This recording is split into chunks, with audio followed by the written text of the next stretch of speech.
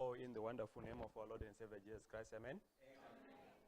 I want to greet you all in the wonderful name of our Lord and Savior Jesus Christ, amen? There is a lot of questions that comes into people's mind when it comes to prayer. There is a lot of questions. The one that I have today is, you have fallen into sin. You are still in sin. What do? Do you leave your sin so that you'll be able to pray? Or do you pray while you are still in that sin? It's a complex. And hence, nobody has given us answers on such places. You are in sin. You love the Lord. I know you love the Lord. But you are in it. It's a complex. How do you deal with such a situation? It's a complex, but it happens. Actually, that's what we live in. We are living in a world where things are not the way, when people are reading or when preachers are standing here, they will tell you a lot of things, but they will not tell you some other things that are very essential. How do you deal with a situation? You are in sin, but you need to pray.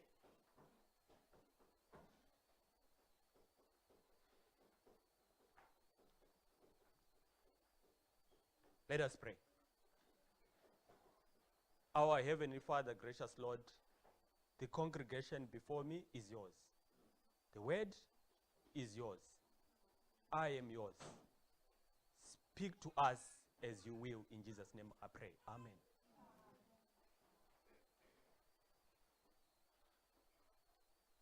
I heard another preacher who was preaching. He says, God answers prayers even in Babylon. I like that one. God answers prayers even in what? In Babylon. Can I have 3 people? I'll have you. The preacher was clear. He said, God answers prayers even in where? Babylon. In Babylon. Can I, Jolie? Hello.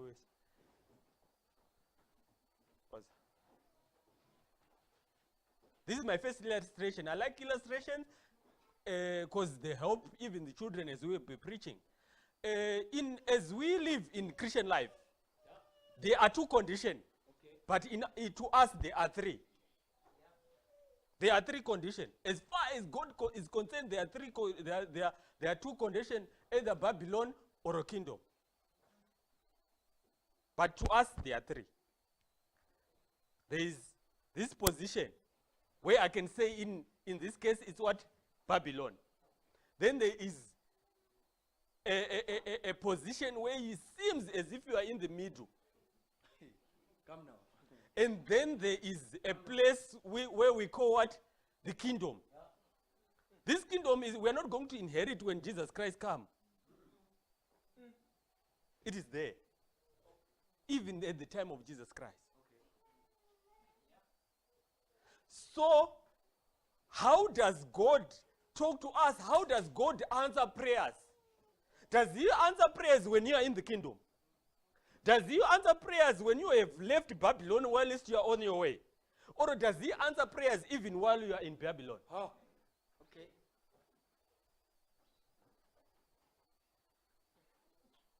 It's a complex, but we live in it.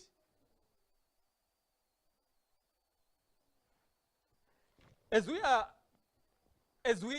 looking, this is just a simple illustration. Then we move to our next illustration, and then I'll close, and we go home, or we eat, or we do whatever we do. So, what happens is I want to explain what happens when you are in Babylon. Babylon is a reality. Most of the people who are Christians are in Babylon. Okay. No wonder why the Bible says, come out of here, what? My people.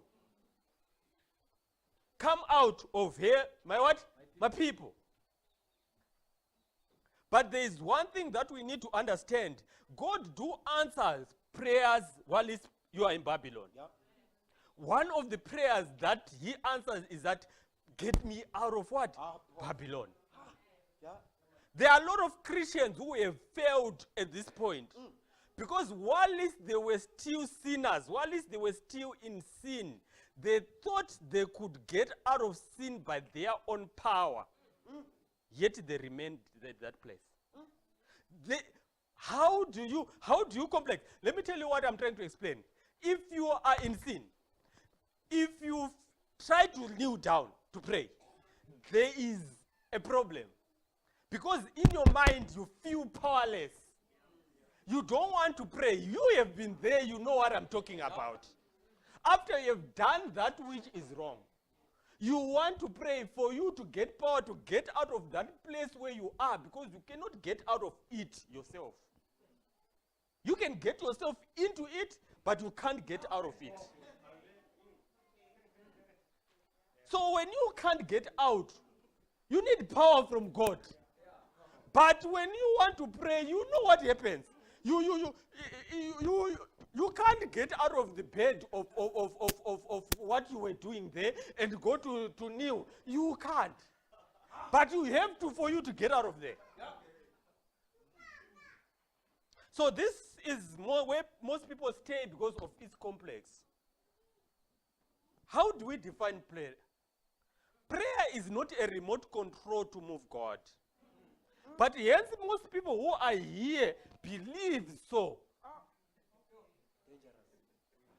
God, if you listen to right now, if you open your TV and listen to preachers, they will give you the explanation that God is like a TV.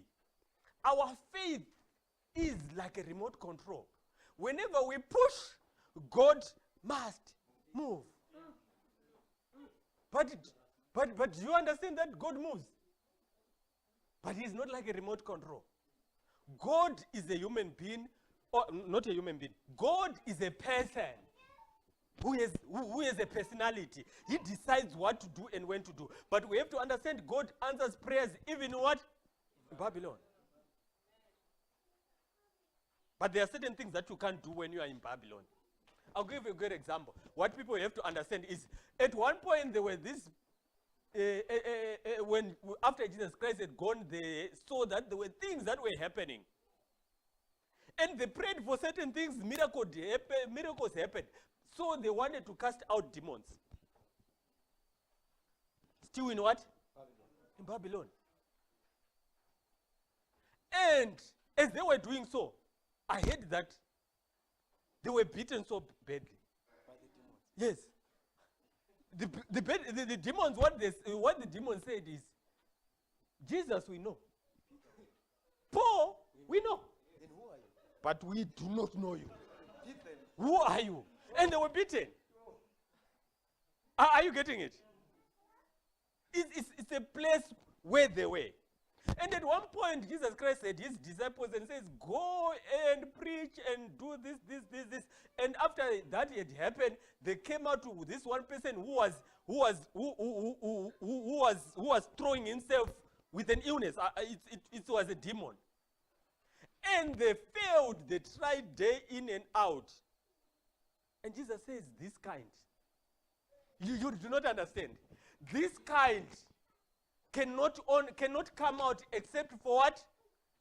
Fasting and prayer. Do you know most of the times when Jesus Christ would have a problem with the children, with his disciples, he says, oh, you of what? Little faith. This point, it wasn't an issue of faith. It was an issue of position.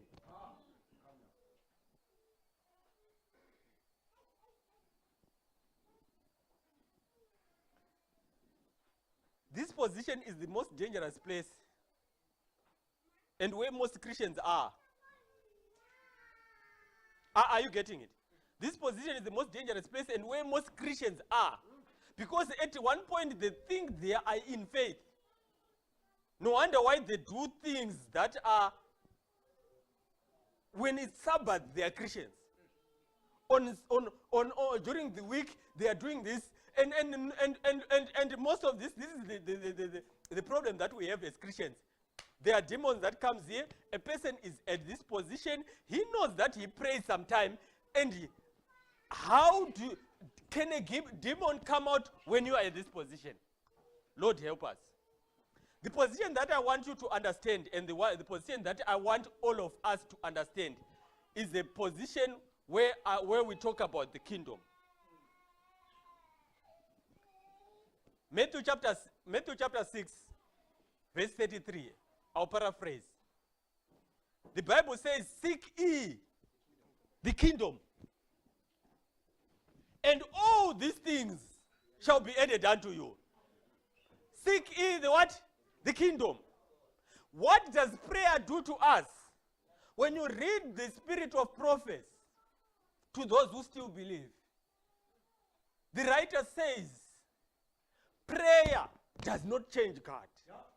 But prayer brings us to God.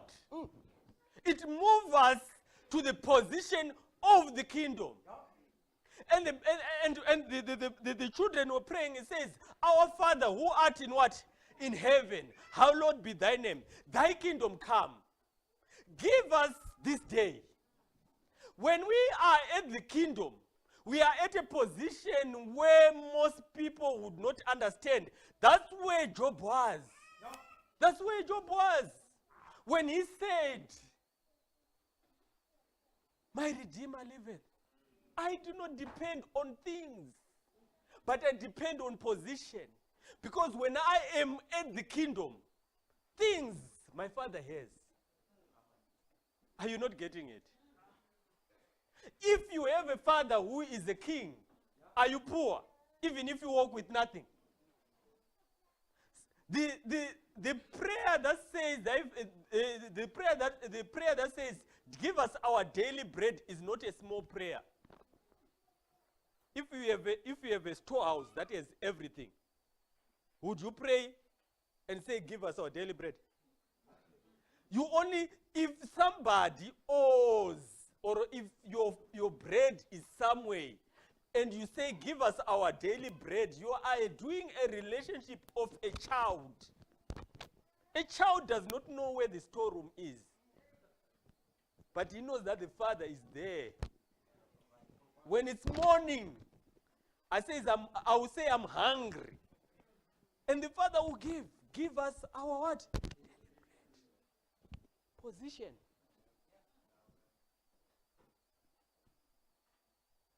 Some of us, we get into deals that we're not supposed to be because we worry what our children will hit.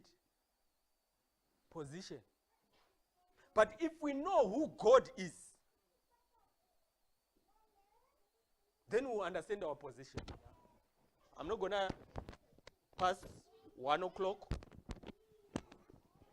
So when we've answered this is the reason why when you are in sin, my brother, my sister, you need to pray. And let me tell you, you cannot do two things at the same time. You cannot keep on praying and sinning, or you cannot keep on sinning and praying. You can't do that. You can't do both. So you need to keep on praying. Because I believe that you can't keep on praying and sinning, or sinning and praying, praying and sinning. So you keep on praying. You keep on praying. What will happen? You stop sinning. Our problem is that we try to stop sinning so that we pray. Let us keep on praying. We keep on praying. Let's see what happens. Keep on praying. Then we'll stop being Pharisees. Then saved by grace will come. Not the saved by grace that we hear in the world, that you sin and pray at the same time and things happen. No, you keep on what? Praying. Then I've explained what prayer is. Then we're putting in the last demonstration, and then I'll sit down.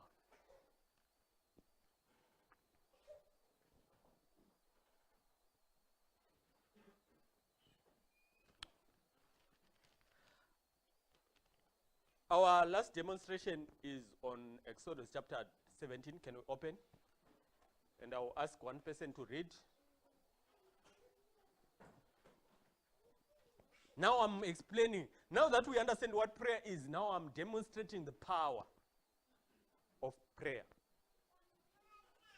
Exodus chapter 17. I'm not, because of time, I'm not going to explain, but the background of this verse, it says, the children of Israel were going from Egypt. As they were going through, there's a lot of miracles that had happened, and they'd seen the hand of the Lord. And they are at 17, just at 17, I think it's verse, from verse 8 to 16. But before that, there was an issue where they got water from the rock. Water from the what? From the rock. If somebody can tell you that I got water from tree, it seems possible. Because the tree is a little bit wet. There's a bit of water in the tree. Or even in the dust. We might think there might be a possibility of water. But they got water from the what? Rock. Rock is solid. There's no water present. So God says, no, if I get water from somewhere, you might think otherwise. Let me get it out of a place where you definitely know that there shouldn't be water coming out of there. Demonstration of what? Of power. But then on verse 8 to 16, as things were happening, the Amalekites come. I'm paraphrasing. You read at home. The Amalekites came. Let me tell you, my brothers and sisters, to fight with the children of Israel. Let me tell you, my brothers and sisters, as we are in this journey, as Christians, troubles and Satan is going to attack. It is not demonstration of lack of power or what, that when somebody is in trouble. It is an evidence that you are alive and you are a Christian. So problems do come. So as this was happening, I'm now putting the last demonstration. There was Moses, and there was what? Joshua. Am I right? Moses and what? And Joshua. So Moses talked to Joshua, and he says, Joshua, you will go to the battlefield. I will go to the mountain tomorrow. You will go to the what? Battlefield. I will go to the what? To the mountain. These are two positions that happen in every battle that happens for a Christian. That is how it should be. Yeah. A child should go to school. But someone should go to the what? Mountain. To the mountain. Two positions. And as it happened, Moses went to the what? To the mountain. Moses, Aaron, and I don't know the other one, but there were three. And the children of what? Of Israel and Joshua and the warriors, they went to what? To the battle. My Bible tells me that as Moses was raising up his hand, as Moses, I'll take these two guys. As Moses was raising up his hand, the children of Israel were conquering. Yeah. But as Moses' hands were dropping down, the Amalekites were winning. Now there is a question. If you are to ask a question, where is this war being won? Is it in the mountain? Or is it in the what? In the battlefield.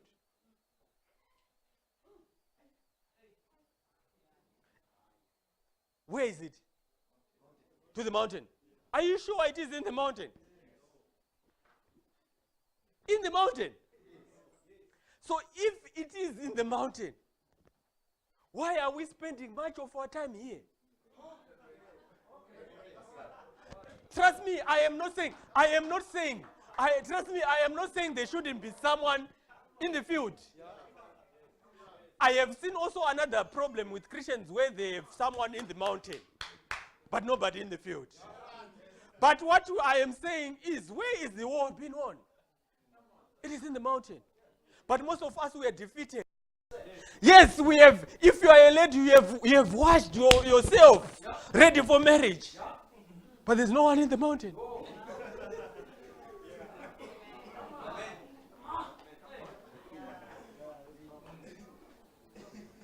And a well-educated someone who has done, he wakes up in the morning. Before he starts doing anything, he touches his book and is reading onto it. No one at the mountain. He goes and applies like everyone else. There's a song where I come from that says, where you go to sell tomatoes like everybody else, but nothing comes out.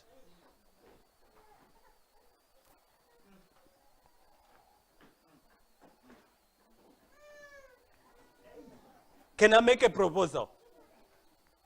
For those who have children, let not your child go to school without someone at the mountain. Let not your child grow without someone in the mountain. Because if the war is won in the mountain, we need somebody there in the mountains. I've seen a lot of guys coming in Joburg. Different things, different qualifications, same qualifications, same things. But where he left Ekaya, there's a mother who have learned the secret, who's praying for the child. Different results, same effort, same everything, different results. There's someone in the mountain. As a church,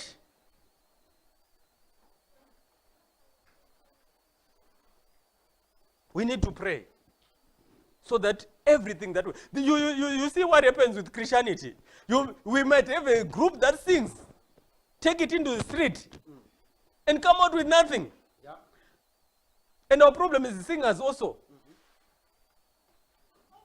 14 hours of what? Of practice. No prayer. 0 hour of prayer.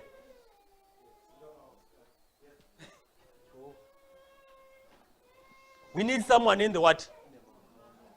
That's my sermon. That's my prayer. Another demonstration as we are finishing. The Bible says that as he was raising up his hand, he got tired. And they took a stone.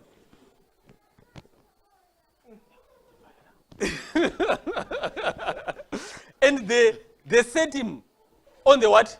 On the stone. And they helped him. I heard Aaron was on the other side. And the other priest was on the other side. Let me tell you, my brothers and sisters, as we was praying, we need each other. And as I was growing up as a young boy, they used to sing a song that I love. You pray for me. And I pray for you. You pray for what? Your burden is my burden. Sometimes I am tired. Sometimes I'm denied. I need your what? Your prayer. And sometimes you are tired. I am strong. You need my prayers.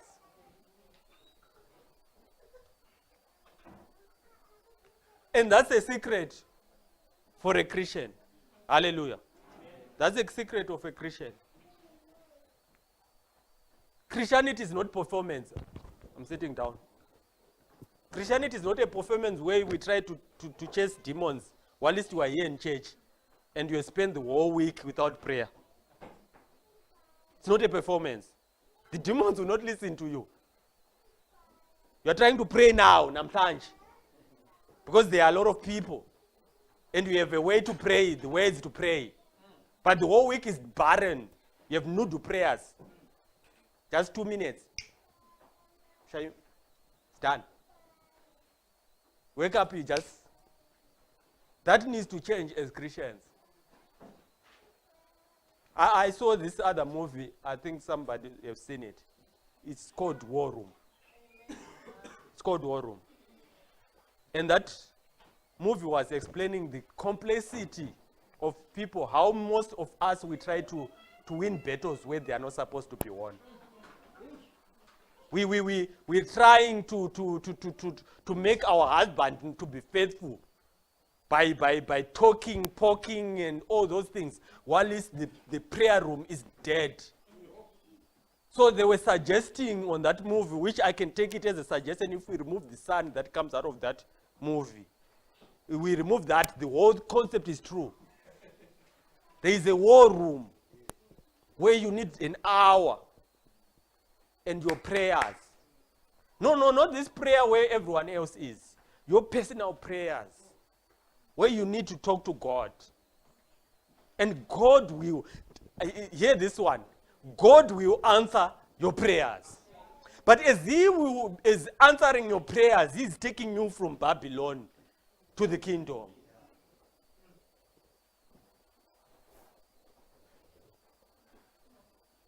We have prayed. I am closing. Let us pray. Our Heavenly Father, gracious Lord, we come before your throne. You know, even I who speak do not pray as much as you want us to pray. But there is a will and there is a wish in our hearts, oh Lord, that we talk to you as our Father and we as your sons. Oh Lord, bless us. Help us to pray more, to call upon you more, even to read and preach more, that we become your children. In Jesus' name we pray. Amen.